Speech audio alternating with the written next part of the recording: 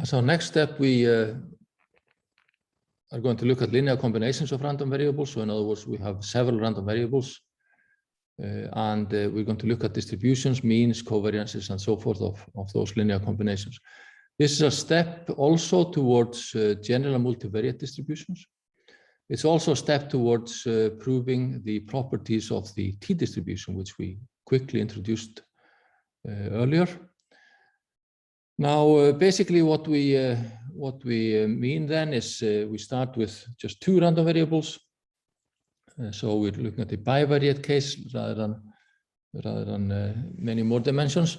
So we have two random variables, x and y, with some means and variances, and we assume all of these exist.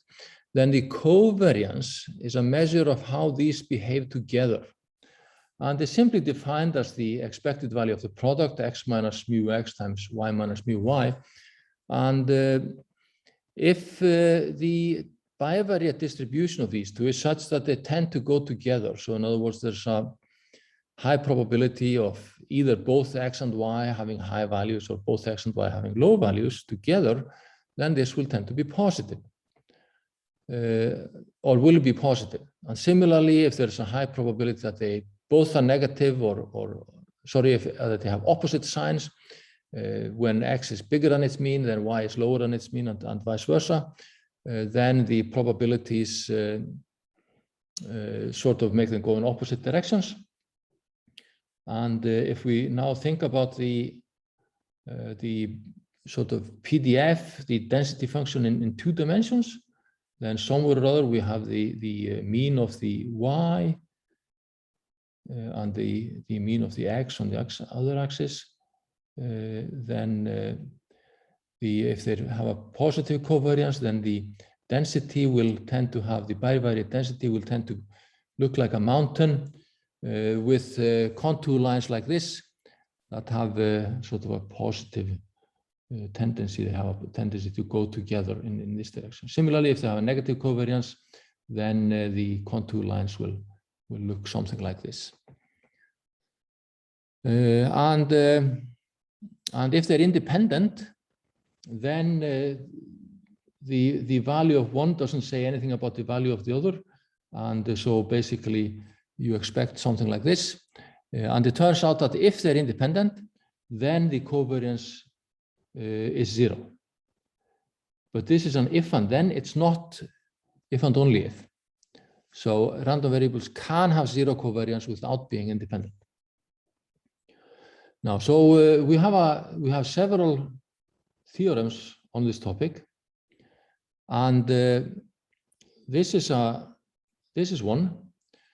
The covariance of a linear combination of the x's with the linear combination with a linear combination of the y's is given by this expression. And you can prove this algebraically by just going through the motions. We have the definition of the covariance, which is the covariance of two quantities, is the expected value of one quantity minus its mean times the expected value of times the other quantity minus the expected value of its mean. So if we have a collection of these, then of course this is a linear combination of n random variables, and this is a combination of m random variables.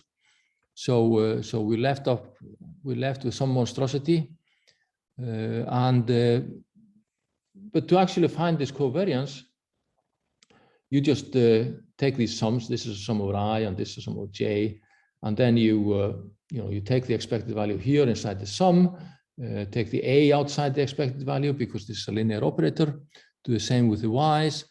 Then you can take the a outside the parenthesis, take the b outside the parenthesis, and so on. And eventually this simplifies into the expression we were looking for. This is the covariance between between xi and yj. So this is the sort of general expression for a covariance between two linear combinations, assuming all the expected values exist, of course. And we call this the sigma ij's the variance covariance matrix of a collection of random variables. So in our case, we were just looking at the general covariances between an xi and an xj and a yj. But if we just have a bunch of x's, then we can take the covariances between every xi and every xj and sort that into a matrix, and that's what we call the covariance matrix of the random variables. We usually write this as a capital sigma, boldface sigma in a textbook, but we can also write this as a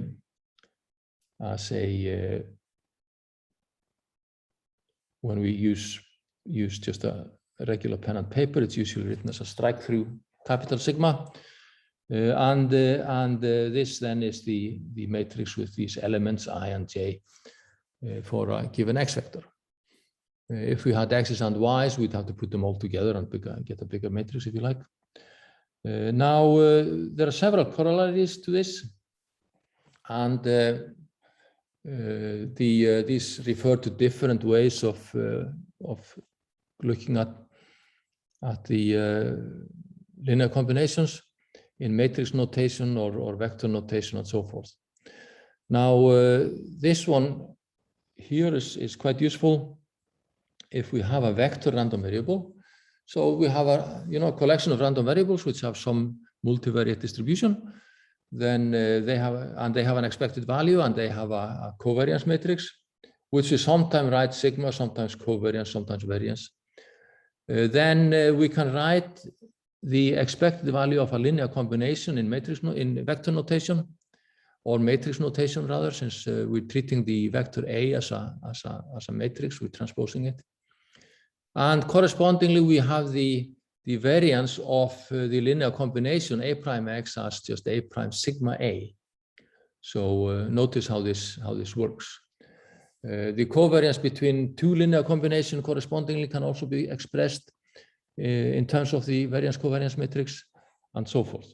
And these are all very useful results. Now, if you want more on this topic, more details on this topic, there is a course on multivariate or rather linear models, and where this is done in much more detail, and there are several videos describing this in there.